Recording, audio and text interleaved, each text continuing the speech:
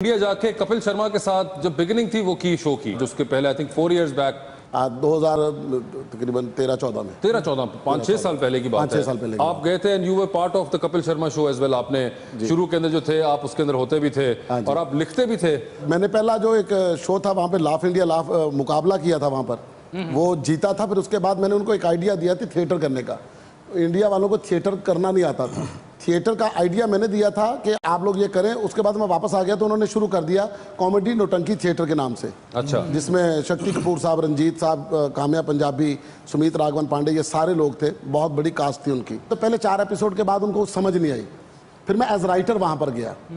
As writer गया तो जाके उनको समझाया कि आप लोग इसको गलत कर रहे हो, थिएटर में आप कट ज्यादा कर रहे हो। अच्छा। थिएटर में इतना कट नहीं होता, थिएटर जो होता है इसको लंबा चलाना पड़ता है ताकि पंच लाइन की समझ आए। उन्होंने उस चीज़ को मतलब समझा। फिर उसके बाद मुझे फिर एज डायरेक्टर एज राइटर रख लिया उस शो का उन्होंने। फिर उस शो का मैं एज एक्टर भी हिस्सा बन गया।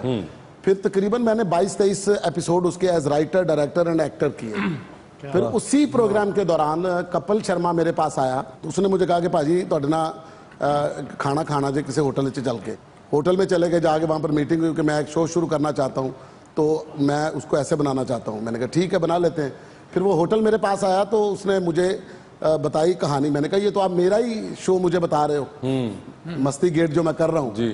तो कहता भाजी शो ही है ये सिर्फ आप काउंटर हटाना तो बाकी फैमिली घर दे उस तरह तुरे फिरे वो अपने पंजाबी अंदाज में, तो आपने मेरे साथ इसमें हेल्प आउट करना है।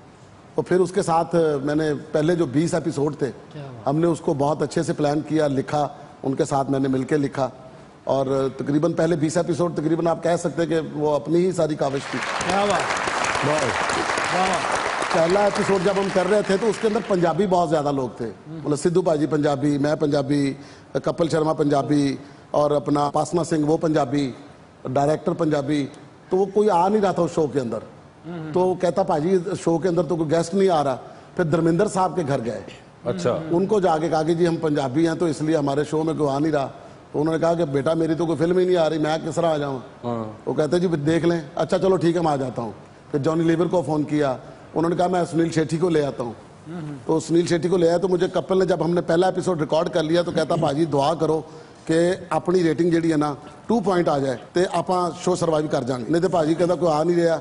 शाहरुख ने भी इनकार कर देता तो बाबा रामदेव ने भी इनकार कर देता। अच्छा। मैंने कहा ठीक है अल्लाह बेहतर करेगा। बहुत जोर लगाया उसमें, मतलब कपिल ने सीखा भी बहुत, मतलब स्टैंड अप कॉमेडी उसने सीखी। फिर उसके बाद मुझे कहता मुझे काउंटर मारना सिखाएं कि जब ऑडियंस में से कोई जुमला आता है तो उसको काउंटर कैसे करते हैं। फिर मैं उसके साथ खड़ा हो जाता था कपिल के अंदर बात दे के, जब उसकी आती थी मैं उसका रिप्लाई देता था। फिर उसके बाद वो सारे जुमले कपिल को दे देते थे कि आप वो वाले बात करो। मतलब दीपिका वाला एक प्रोग्राम था, शो था, उसके अंदर वो आदमी पूछता कि दीपिका जी आप घर में भी काम वाम करती हैं। तो मैंने उसको कहा कि बेटा इतना काफ़ी नहीं कि तू शो च आ गया, तू दीपिका कोलों वेख ली, हुण तेरा दिल कर रहा है कि तेरे घर भी बैठी होवे, तेरा दिल कर रहा है तेरी बांह भी मरोड़ी होवे, हाँ तेरा दिल कर रहा है तो पकाया की है। तो दीपिका डरती डरती कभी जी बैंगन। मतलब तू इतना ज़्यादा क्यों अपने ख्वाहिशात बता लिया। इस तरह की उसको फिर मैंने समझाई तो उसने बहुत जल्दी उसने पिक भी किया। फिर जब हमने पहला एपिसोड रिकॉर्ड करके उसको ऑन एयर चला गया, थर्सडे को उसकी रेटिंग आनी थी, 2 पॉइंट सोची हुई थी। तो मुझे उसने फ़ोन करके कहा कि पाजी आ जाओ पार्टी है। तो हम चले गए वहाँ पर। कहता पाजी तुम पता रेटिंग कितनी है? मैं कहा कितनी? कहता 3.7 पहले एपिसोड की। फिर चेन्नई की जो प्रमोशन थी, शाहरुख खान का भी उनको खुद ही फ़ोन आया कि मैंने शो में आना है। फिर बाबा रामदेव का भी, सबका।